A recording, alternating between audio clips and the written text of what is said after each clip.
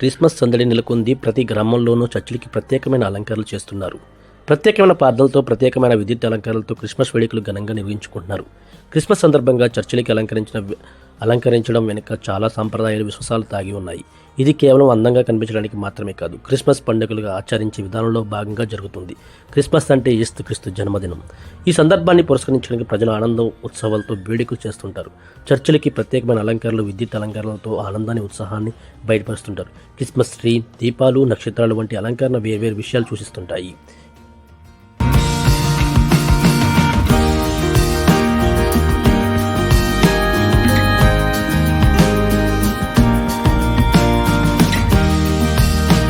ప్రశస్తమైన నామంలో మీ అందరికీ నా హృదయపూర్వక వందనాలు. అందరికీ క్రిస్మస్ తెలియజేస్తున్నాను. మీ అందరికీ క్రిస్మస్ శుభాకాంక్షలు. క్రిస్మస్ పర్వదినమున మనందరం కూడా ఎంతైతే సంతోషంగా ఉంటామో, మన చర్చెస్ని కూడా అంతే అలంకరణ మనం చేస్తూ ఉంటాం. అయితే చర్చ్ డెకరేషన్స్ మనం చేసుకోవచ్చు, ఎందుకంటే మహా సంతోషకరమైన సువర్తమానము మీకు తెలియజేస్తున్నాను. మరి గబ్రియేలు దూత క్రీస్తు జన్మ వార్తను లూకా సువార్త 2వ అధ్యాయంలో తెలియజేసినట్టు, ఇదిగో ప్రజలందరికీ కలగబో మహా సంతోషకరమైన సువర్తమానము మీకు తెలియజేస్తున్నాను. అంటే మహా సంతోషకరమైన సువర్తమానము, సంతోషం, సమాధానం, ఆనందం, ఆశీర్వాదం, వెలుగు, రక్షణ అన్నీ కూడా దేవుని ద్వారానే మనకు కలిగాయి. అందుకనే చర్చెస్ అన్నిటిని మనం సంతోషంగా అలంకరిస్తాం. అయితే నిజ జీవితంలో మన ఆత్మీయానుసారంగా మన హృదయాన్ని మనం ఎక్కువ అలంకరించుకోవాలి. క్రీస్తు ప్రేమను మనం ధరించుకోవాలి. ఎందుకంటే దేవుడు లోకమును ఎంతో ప్రేమించెను, ఆయన మనుషులను ఎంతో ప్రేమించాడు. ఎందుకంటే కేవలము మన పాప జీవితాన్ని, బానిస జీవితాన్ని విమోచన క్రయధనము కోసం ఆయన మన కోసం చనిపోయి తిరిగి లేవడం జరిగింది. ఆ ప్రేమ ఎంతో గొప్పది. ఒక తండ్రికి ఎంతో మంది కుమారులు ఉండొచ్చు, కానీ ఏ సొంత కుమారుణ్ణి తన తండ్రి విడిచిపెట్టడానికి ఇష్టపడ్డు. కానీ మన దేవాతి దేవుడైన యెహోవా దేవుడు ఒక్కగానొక కుమారుడైన యేసుక్రీస్తుని ఈ లోకానికి విడిచిపెట్టాడు. కేవలము ఆయన నీ కోసం, నా కోసం మరణించి తిరిగి లేవడం. మరి ఈరోజు మనం దేవుణ్ణి ఎందుకు ఆరాధిస్తున్నామంటే, ఆయన జనన, మరణ, పునరుత్థానముల వలనే ప్రపంచవ్యాప్తంగా అనేక కోట్లాది మంది దేవుణ్ణి ఆరాధిస్తున్నారు. కారణం, మరి దేవుడు లోకమును ఎంతో ప్రేమించాడు. అందుకని ఆ ప్రేమను మనం ధరించుకోవాలి.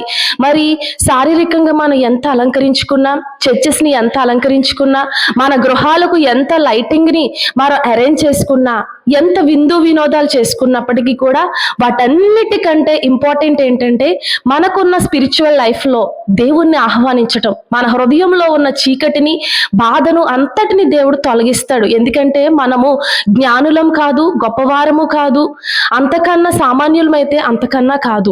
మన దేవుడు ఘనుడు, గొప్పవాడు. అందుకనే ఆయన ప్రేమ గొప్ప ప్రేమ. ఆయన మన కోసం ఇచ్చిన ప్రేమ ఎంతో ఉన్నతమైనది, ఆయన ప్రేమ ఎంతో శాశ్వతమైనది, ఆయన ప్రేమ కల్మషము లేనిది. అందుకనే దేవుడు పూరి గ్రామమైన బెత్లెహేమును కూడా దేవుడు ఏర్పాటు చేసుకున్నాడు. అది అల్ప గ్రామమే, కానీ దేవుడు ఎందుకు ఆ గ్రామంలో పుట్టాడు అంటే, అది స్వల్పంగా ఉన్నప్పటికీ, అల్పంగా ఉన్నప్పటికీ గొప్పగా దేవుడు ఎన్నిక చేసుకున్నాడు. ఈరోజు క్రిస్మస్ పర్వదినాన నువ్వు దేవుణ్ణి ఆహ్వానిస్తే, నీకు తెలివి లేకపోయినా, జ్ఞానం లేకపోయినా, అందం లేకపోయినా, మరి నువ్వు పామరులైనా, నీకు ఆస్తి, అంతస్తులు, హోదా ఏమీ లేకపోయినప్పటికీ సమస్తము సమకూరి మేలు జరిగించే దేవుడు మన పక్షాన ఉన్నాడు గనుక మీరు దేవుణ్ణి మీ హృదయంలోనికి ఆహ్వానించండి. శిష్యులు పామరులే, వారికి జ్ఞానం లేదు, అయినప్పటికీ దేవుడు 12 మంది శిష్యులను ఏర్పాటు చేసుకుని సర్వ మానవి పాపాల నిమిత్తము మరి ఆయన అనేక ఆత్మలు వెలిగించడానికి శిష్యులను దేవుడు ఏర్పాటు చేసుకున్నాడు.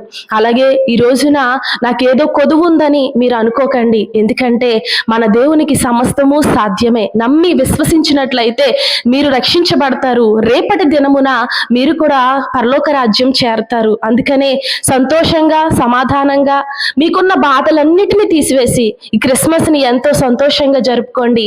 అందరికీ merry Christmas, happy Christmas. Thank you.